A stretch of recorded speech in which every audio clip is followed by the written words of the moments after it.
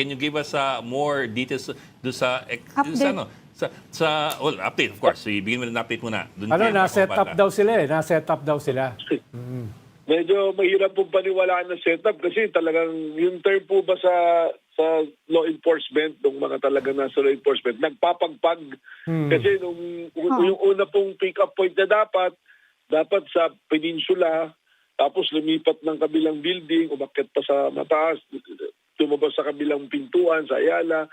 Maya-maya, nag-text dun sa may dala ng pera. Sabi sa Pasig, pumunta kayo, naghintay sa Pasig, nag-text ulit, nagtawagan, na doon na po sa may Valle Verde nga. Tapos may inutusang dalawa sa pumick up.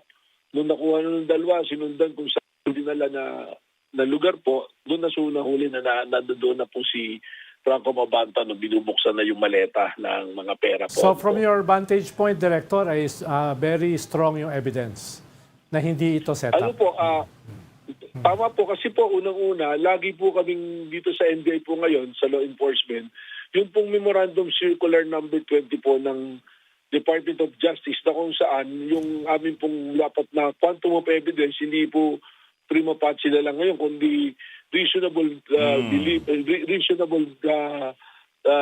Certainty of conviction.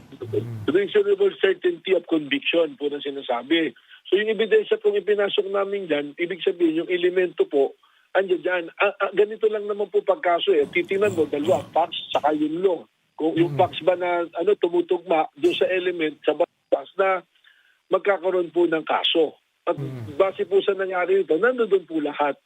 Wag po natin sanang insultuhin naman yung law enforcement, yung mga nagtrabaho po ng mais na NBI.